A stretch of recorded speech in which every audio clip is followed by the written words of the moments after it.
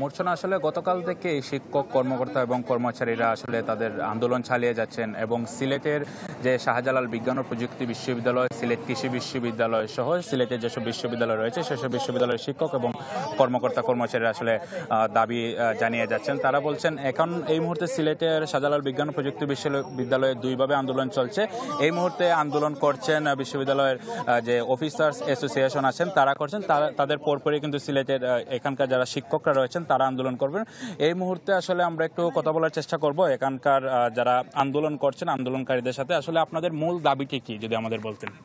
আমাদের আসলে মূল দাবি হচ্ছে আমাদের কেন্দ্রীয় ফেডারেশনের কর্মসূচির ধারাবাহিকতায় আমরা শাহজালাল বিশ্ববিদ্যালয় অফিসার অ্যাসোসিয়েশন এই কর্মসূচি পালন করছি এবং আমাদের মূল দাবিটা হচ্ছে যে গভর্নমেন্ট যে ওই প্রত্যয় স্কিম নামে একটা পেনশন নীতিমালা প্রণয়ন করেছে এটা অবিলম্বে বাতিল করতে চাই এবং তার সাথে সাথে একটা ইউজিসি কর্তৃক একটা অভিন্ন নীতিমালা প্রণয়ন করেছে এটাও আমরা বাতিল চাই। মানে এটা কার্যকর হতে আমরা দিব না, এর পিছনে যদি আমাদের কর্মসূচিতে আমরা লাগাতার কর্মসূচি দিব এবং আমাদের কর্মসূচি চলমান আছে, আগামীকালকেও কর্মসূচি আছে। এরপরে আমরা কেন্দ্রীয় নেতৃবৃন্দ বসবেন, ফেডারেশনের তারা কর্মসূচি দিবেন, এই ধারাবাহিকতায় আমরা পরবর্তীতে আবার কর্মসূচিতে যাব।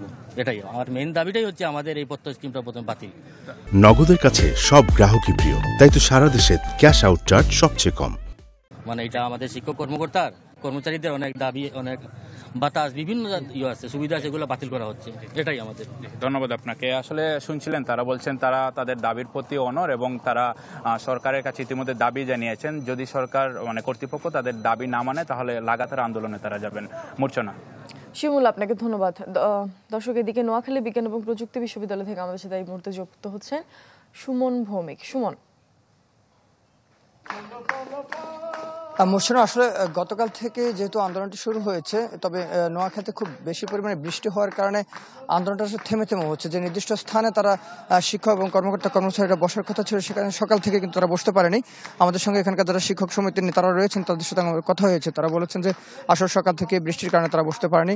এদিকে বাহিরে সামিয়ানা টানিয়ে কিন্তু সেখানে শিক্ষকরা আন্দোলন করছে। আপনি সেটা দেখতে পাচ্ছেন যে এখানে একজন শিক্ষক প্রতিবাদী কিছু গান গেয়ে সেটি মানে তার প্রতিবাদের ভাষায় গান করে তিনি মূলত প্রতিবাদ জানাচ্ছেন এবং পাশে যেটি প্রশাসনিক ভবন রয়েছে সেই প্রশাসনিক ভবনে ওখানে যে কর্মকর্তা কর্মচারী যারা রয়েছেন তারা সেখানে অবস্থান করছেন, বাইরে শিক্ষকরা অবস্থান করছেন।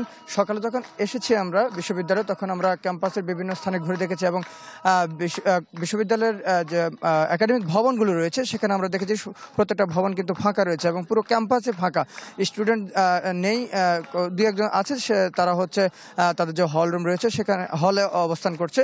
আর অন্যদিকে হচ্ছে গতকাল থেকে কিন্তু বিশ্ববিদ্যালয় পরীক্ষা ছিল, সেই পরীক্ষাগুলো কিন্তু বন্ধ রয়েছে এই আন্দোলনের কারণে। এছাড়া শিক্ষকদের যেসব অফিসিয়াল কাজকর্ম রয়েছে সবকিছুই কিন্তু বন্ধ রয়েছে। আমরা আপনাদেরকে দেখানোর চেষ্টা করছি যে শিক্ষকরা যেখানে অবস্থান করছেন এখানে শিক্ষক প্রায় 100-র উপরে শিক্ষক রয়েছে, তবে শিক্ষক এখন পর্যন্ত পৌঁছে না, কারণ বৃষ্টির কারণে শিক্ষকরা আসেনি। ওনারা মূলত যে প্রতিবাদগুলো করছে প্রতিবাদ অনেক গানের সঙ্গে কিন্তু প্রতিবাদ করে যাচ্ছেন। এ ছিল এখানকার সর্বশেষ। মূর্ছনা। সুমন, আপনাকে ধন্যবাদ। দর্শক, সিলেট এবং নোয়াখালী থেকে আমাদের সহকর্মীরা আমাদের সাথে যুক্ত হয়েছিলেন।